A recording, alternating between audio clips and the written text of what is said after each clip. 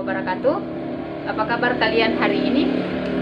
Semoga kalian dalam keadaan baik-baik saja dan semoga kita terhindar dari wabah virus yang sedang melanda negeri ini. Nah, sebelum memulai pembelajaran hari ini, marilah kita berdoa bersama-sama. Nah, berdoa dimulai. Berdoa selesai. Nah, sebelumnya kalian sudah pernah mempelajari tentang tumbuhan dan hewan kan?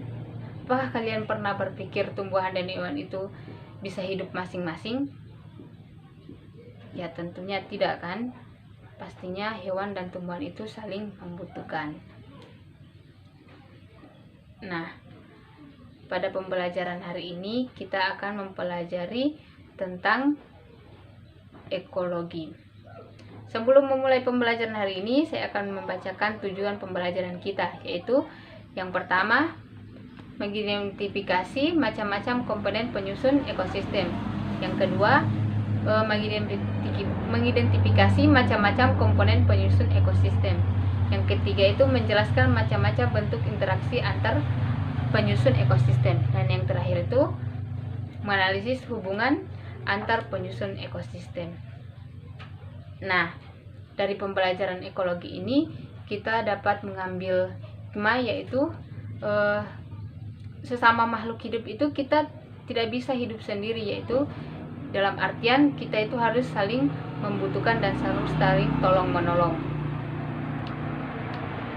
Nah, ekologi sendiri yaitu interaksi antar makhluk hidup yang maupun makhluk hidup dengan lingkungannya.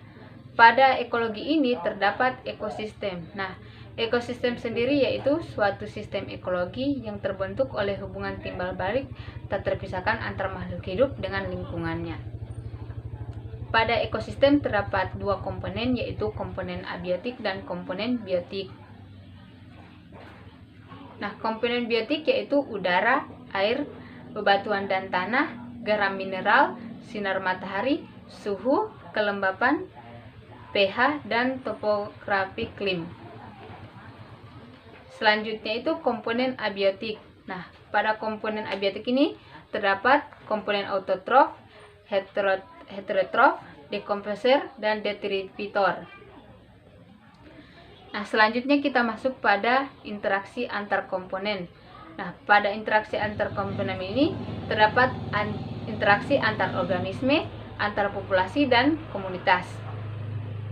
Nah, interaksi antar organisme yaitu semua makhluk hidup selalu bergantung kepada makhluk hidup yang lain. Tiap individu akan selalu berhubungan dengan individu lain yang sejenis atau lain jenis, baik individu dalam suatu populasi ataupun individu-individu dari populasi lain. Nah, interaksi antar organisme dapat dikategorikan pada netralisme. Nah, netralisme yaitu hubungan tidak saling mengganggu antar organisme dalam habitat yang sama, yang bersifat menguntungkan dan tidak merugikan kedua belah pihak. Nah, interaksi ini disebut interaksi netral. Nah, contohnya itu capung dan sapi. Yang kemudian itu ada predasi. Nah, predasi sendiri yaitu hubungan antar mangsa dan pemangsa atau predator.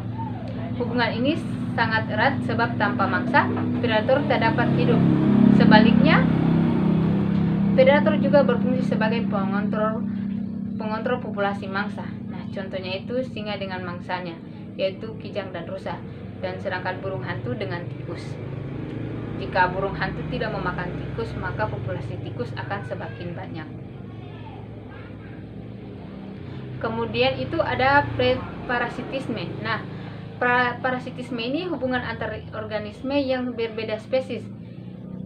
Bila salah satu organisme hidup pada organisme lain dan mengambil makanan dari inangnya sehingga bersifat merugikan inangnya.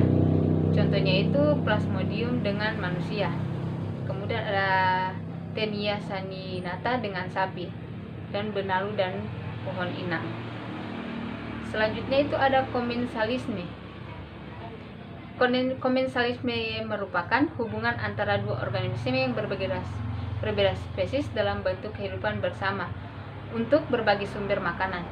Salah satu spesies diuntungkan dan spesies lainnya tidak dirugikan. Contohnya itu anggrek dan pohon yang ditumpanginya. Nah, anggrek akan tumbuh pada pohon tersebut, tetapi pohon tersebut tidak akan mati karena anggrek tidak mengganggu nutrisi dari pohon tersebut. Selanjutnya itu ada mutualisme. Nah, mutualisme itu hubungan antara dua organisme yang berbeda spesies yang saling menguntungkan kedua belah pihak.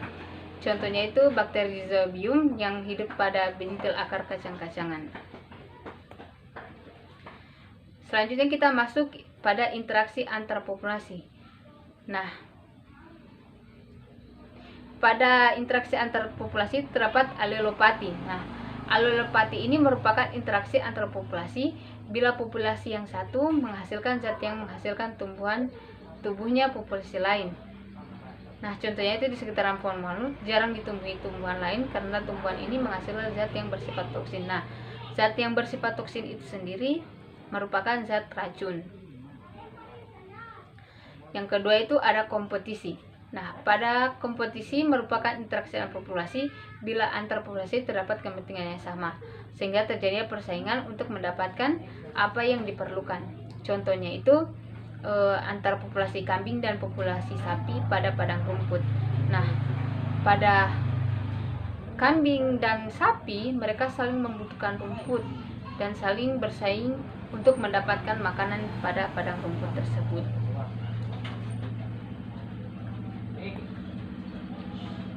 Selanjutnya kita masuk pada interaksi antar komunitas.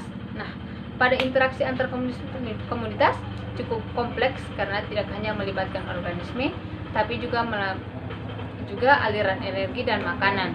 Nah, interaksi antar komunitas dapat kita lihat misalnya antar komunitas sungai dan sawah. Terjadi interaksi dalam bentuk peredaran nutrien dari air ke sungai sawah dan peredaran organisme hidup dari kedua komunitas tersebut. Nah, selanjutnya itu interaksi antar komponen biotik dengan abiotik. Interaksi antar komponen dan abiotik membentuk ekosistem. Hubungan antara organisme dengan lingkungannya menyebabkan terjadinya aliran energi dalam sistem itu. Nah, selain aliran energi, di dalam ekosistem terdapat juga struktur atau tingkat trofik. Nah, keanekaragaman biotik serta siklus materi dengan adanya interaksi tersebut, suatu ekosistem dapat mempertahankan keseimbangannya. Kemudian kita masuk pada aliran energi. Nah, pada aliran energi itu terdapat rantai makanan dan jaring-jaring makanan. Kemudian ada piramida ekologi. Pada rantai makanan dan jaring-jaring makanan, pengalihan energi dari sumbernya dalam tubuh melalui sederetan organisme yang makan dan yang dimakan. Apabila antar rantai makanan yang satu dengan yang lain terdapat hubungan, ada komponen yang sama, maka beberapa rantai makanan akan membentuk jaring-jaring makanan.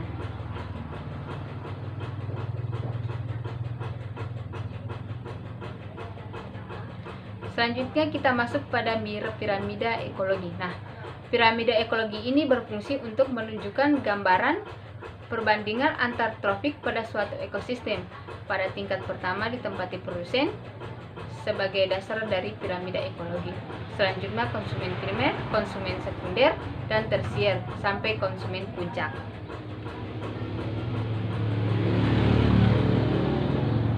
Pada piramida ekologi itu terdapat 3, yaitu piramida energi, piramida biomasa, dan piramida jumlah.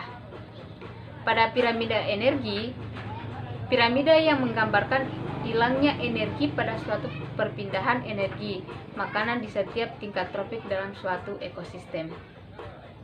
Selanjutnya itu ada piramida biomasa. Piramida biomasa yaitu suatu piramida yang menggambarkan berkurangnya transfer energi pada setiap tingkat trofik dalam suatu ekosistem.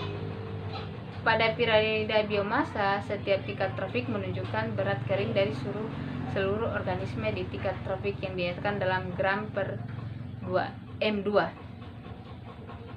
Selanjutnya ada piramida jumlah. Nah, pada piramida jumlah ini menggambarkan jumlah individu pada setiap tingkat trofik dalam suatu ekosistem.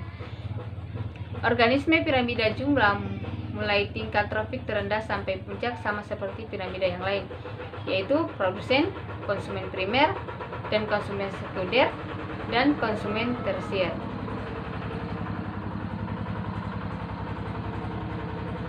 Nah, itulah penjelasan dari Ibu mengenai materi ekologi pada pembelajaran hari ini. Nah, jika dari adik-adik ada yang ingin ditanyakan, dipersilakan.